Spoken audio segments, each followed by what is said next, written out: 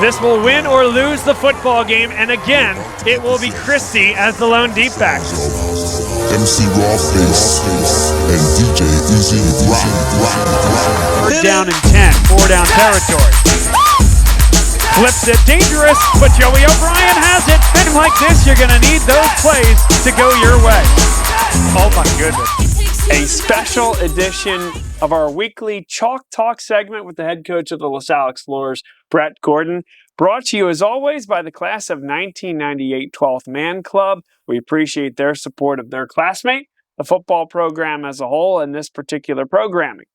So, Brett, we're talking to you in the shadow of LaSalle High School on a particularly vibrant day, not just because the weather is fantastic, but because LaSalle took down St. Joe's Prep in the regular season iteration of the matchup in front of a huge crowd at Franklin Field. Let's just start there and have you take it wherever you'd like. How was Saturday night? Well, first and foremost, it was a great atmosphere for high school football. You know, part of our attraction to LaSalle High School, not just as a school, but as a member of the football community, is to play in those types of environments. So we pride ourselves on giving our players the opportunity to play in great venues in front of great crowds. And so we're first and foremost fortunate to be able to offer that to the players, which was outstanding. The second thing I look at is, outside of who our opponent was, it was more about how are we going to respond after a tough loss the week before. So when I look at the game, when I look at how we spent last week, we talked a lot about resiliency, mental toughness, and intestinal fortitude. I thought our players responded in a positive fashion. Yes, it was St. Joe's Prep was the opponent, and I liked the way we handled things for the most part as far as offense, defense, special teams. But then when you have a chance to get out of the game, watch the film, kind of digest what happened, and then the move forward strategy, you still look back and say there was a lot of missed opportunities and areas for us to get better. So overall, we playing in that environment against that type of opponent and coming out on top, what was our goal, and was very happy for our players, alumni, parents, and support groups. But there's still a lot of room for us to get better if we want to get where we want to get to at the end of the season. And what are some of those ways that you think you can get better from here until the end of the season? A lot of it is around consistency, to be honest with you. I mean, we show glimpses at various points of the game in all three phases and at a lot of various position groups. The consistency factor is the thing we're after. We're not just doing it right and the way it's coached most of the time or almost all the time. We got to do it right all of the time. And we spent a lot of time Monday in a film session, really aggressively critiquing the areas that we need to get better. And it's at every level, offense, defense, special teams across the board. So it's great opportunities for us to teach and continue to strive to improve, which, as we look at over the next 2, 3, 4 weeks and possibly beyond, that's the area that has to be different this year than last year. Let's talk about some of the specifics of that game, Brett. First off, your quarterback, Gavin Sidwar, in addition to having a spectacular night, breaks the all-time touchdowns record at LaSalle High School, held by you. What did Gavin do that particular night, and of course for many weeks and years leading up to this point, to scale that mountain? So while the game was going on, obviously from the sideline, I'm looking at it from the coach's perspective, and I felt he was playing well most of the night. Every quarterback in every game has plays they want to get back, and Saturday was no different for Gavin. But overall, I left the stadium feeling like he played very well. I actually thought, after having a chance to watch the film, that he played even better than I thought he did. There was a lot of opportunities in that game where he had defenders breathing down his neck and still stood in there and delivered into some very, very tight windows. So he was certainly a huge reason why we had the success on offense we did the other night. And I felt like the play call as well, to give you some props, you drew up some routes and concepts to be able to get the ball out of Gavin Sidwar's hands quickly, and then with his talent to be able to put it on time and on the money. That's important. Yeah, anytime you go in against that defense and that coaching staff, you have to be ready for a lot of different scenarios. So they make us better as a staff as far as how we have to game plan for them. I know for me, especially on the offensive side, they present a lot of challenges, both at the defensive front level, the linebacker level, and in the secondary. So we have to be on our toes, so to speak, as far as having options for a lot of different scenarios based on how the game was played. So my job is to put it together and then do it in such a way that the kids can execute with confidence and quickly. And again, a lot of areas to improve, but I thought in some key areas the kids executed very well the game plan. Let's go 2 plays and talk about your pass catchers. First is you guys are up 11 points on St. Joe's Prep. 3rd and 8. St. Joe's Prep had just scored. You're inside your own 10. And Gavin Sidwar throws the ball deep to JP Oates, who one-hands it. And it was a heck of a play, a heck of a catch, moves the sticks, keeps the punt unit off the field. I felt like that was an important moment in that game. I felt like there was 2 that come to mind for me. That was one of them. And then certainly we had another 3rd and long scenario where Owen Johnson caught a deep ball down our sideline. The Owen Johnson one was more of just a one-on-one ball, and we have confidence in Owen's ability to compete and make plays. The JP one was kind of crazy if you look at the film. St. Joe's had the perfect defense called. They were man underneath with safety help over the top. Gavin you could not make a better throw in that scenario, and they couldn't have defended it any better than they did. And when you're playing in games like that, a lot of times you can point to a handful of plays that swing the tide. I was of the mindset at that point that, the momentum was still on the fence, so to speak, around how the end of the game was going to go, knowing that they had gotten some of the momentum back by how they opened up the second half. I think at that point they had scored at least twice, maybe. So we knew that we had to keep the pedal down and try to stay aggressive. So that was a huge momentum play in the game because it allowed us to burn some more clock and really get out of our own end zone, which would have left them a short field. Let's keep talking about JP Oates because now he's starting to do things on both sides of the football. And we've seen it almost exclusively in late game situations, pass first situations for the opposition where he can pin his ears back and look to get to the quarterback. Why are you so comfortable with him in that role? He's been extremely successful within it. And then does that role grow at all over the next month for him? A lot of what we're trying to figure out as a staff, which we always do, are who are our best players and how do we get them as complementary for what the team needs as possible at all times. So JP was a name we've thought of for a while. At what point do we potentially use his skill set on defense? There was a couple of factors as to why that I really won't get into as far as why we hadn't done it yet. I think the reality is we learned a lot from the end of that Malvern game coming up, saying like, hey, how do we put something in place to make sure our best pass rushers, regardless of position, are out there in a point of a game where we know the other team has to throw the ball. JP's name kept coming up. When you look at JP, he's 6'3", he's 225 pounds, runs 4.6. He's one of our better guys in the weight room as well. He's incredibly strong. He's twitchy. So then all of a sudden, we looked at it at the Salesianum game, had some early success. He still has barely even practiced at that position. So we're slowly but surely now starting to spend a little more time with him during the week, making sure we teach him hand placement and various moves that defensive linemen need. And then ultimately, he's a lot to handle from a speed perspective off the edge.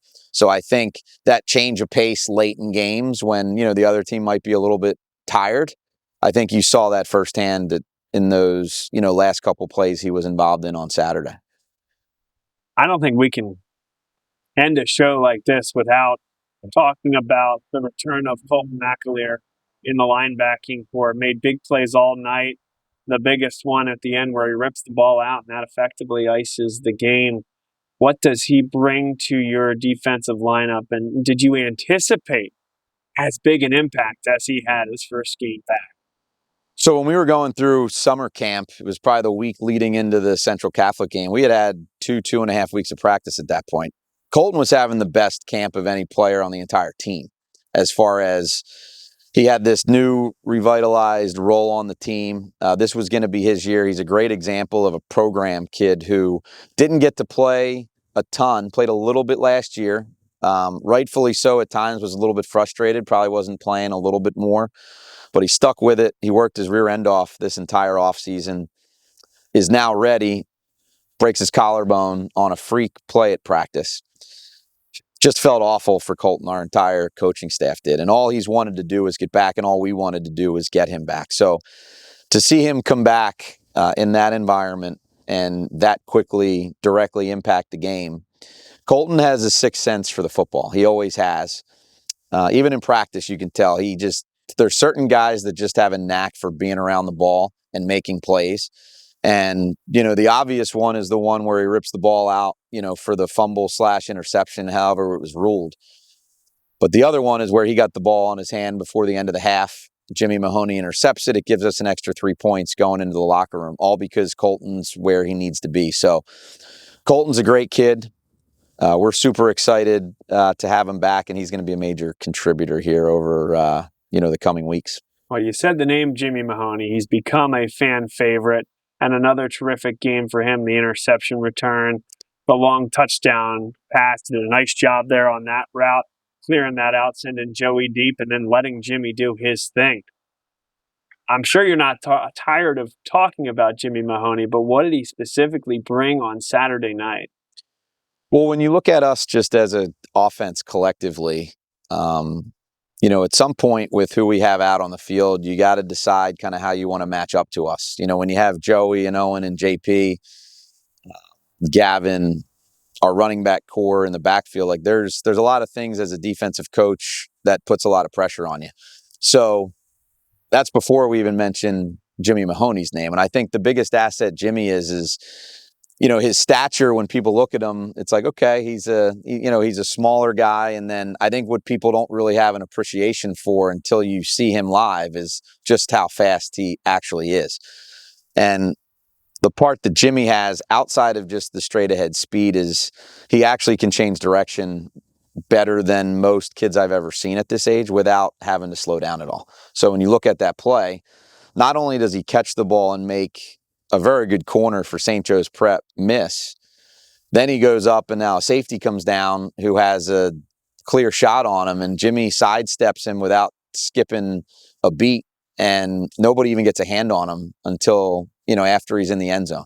So can't say enough about good things about Jimmy. Jimmy is helping us in all three phases of the game right now. He starts on offense, he starts on defense, plays multiple special teams. And in certain ways, you could argue in certain cases, he might be our most valuable player so far this season. But a great kid. He's another example, and I might have mentioned this before, never played a varsity snap before this year. Stuck with it, never complained, just every time he got his opportunity, made the most of it. And now you look at him as a senior, he's as happy as I've ever seen him, and we couldn't be happier that he's a part of what we're doing. You talked about him on the short list of MVPs. One that's right in that mix we haven't talked about here on this show so far is Joey O'Brien. Another great night for him on the offensive side of the ball, still playing that Andrew Jones type center field on the defensive side of the ball. How did you think Joey played on Friday night? We ask a lot of Joey. Joey's got a lot on his plate from the standpoint. We ask him to play multiple positions on offense. So mentally, that's hard to begin with. We also ask him to pretty much be the captain over there in the secondary, getting us in and out of the right coverages. So Joey has a ton on his plate. I'm always impressed with how Joey handles everything because of who he is and the attention he gets, all for the right reasons. He's got a lot coming at him on a weekly basis. And I think at times we just become accustomed to how gifted and good he actually is, and it just becomes expected. But he's such a gifted talent in all three phases of the game. We don't even really use him right now from a special team standpoint, which he's asking us to do more on special teams. But the plays he made Saturday night, in particular on the offensive side of the ball, were all game-changing at the various times. And, Joey's he's a handful for defenses to decide how we're going to handle him week to week. So I'm just glad he's on our team. I'm sure you're going to want to stay week to week, so I'll offer a comment. If you want to add anything more to it, go ahead. Saturday felt like a big day for LaSalle as a whole, certainly for your football program, certainly for the fan base packing Franklin Field the way that they did. That was unbelievable support. From the pregame tailgate situation, bringing hundreds upon hundreds of alumni and current parents together. And I know there were a lot of mutual connections made there. Felt like a really big day for the school, and happy for you to add anything more to that if you'd like. No, I think it's a fair point. I had friends and family that were participating in the pregame festivities, and everybody had nothing but great things to say. I've said it before, I'll continue to say it. There is no better alumni support base. There's no better fan support, administration support, alumni support in general. It's what makes LaSalle special, in my opinion. I think it's what differentiates us from many, many schools in the area that we, in a lot of cases, compare ourselves to, and vice versa. So to see the support, to see the elation of so many fans and people that care so much about this school and this football program brings a lot of joy to my heart as not only the coach of the team currently, but somebody who considers themselves part of that from an alumni standpoint and a former player here. So I remind our players all the time how fortunate they are to be able to put on the blue and gold and have the amount of support we have, and to see the success we've had, and then to see the example of our players to get to experience it in that type of environment, I think is the differentiator for us, and we're going to continue to market it as such. Can't let you go without talking about another state champion that you play. Everything you just said, exactly right. And then yet another state champion comes to town. You have Bonner Prendergast on Saturday. What do the Friars bring to the table, and what are the challenges you're working through this week in practice? Well, the challenge is always, and we had a similar situation last year where we played Bonner the week after we played St. Joe's. So naturally, when you win a game like we did Saturday night against a great opponent, naturally as the coach, you want to make sure that your team is grounded going into the next week, regardless of who the opponent is. I think because it's Bonner both last year and this year, it's an easier opportunity for us to get the players' attention back real quick because they pose some challenges. They're a defending state champion. They already have a very impressive record so far, and then we turn on the film, you see why. They have talented players all across the board.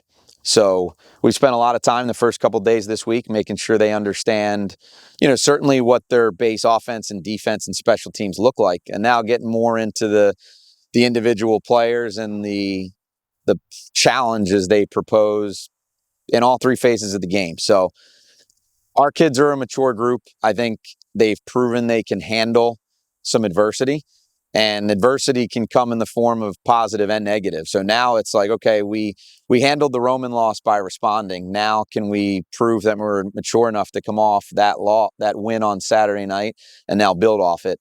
I think we're ready for it. I think we've learned a lot over the last 2 seasons, and our focus will continue to be what it has been, which is we have plenty of areas to get better, and that's our only focus, is improving. So by the end of the season, that's the difference that has to be differentiated from what happened last year. And I think the players understand it. It's how we're going about our practice. And so far, so good for this week. Thanks so much for your time, Brett. Best of luck the rest of the week, and we'll see you there on Saturday. Thanks, Bob.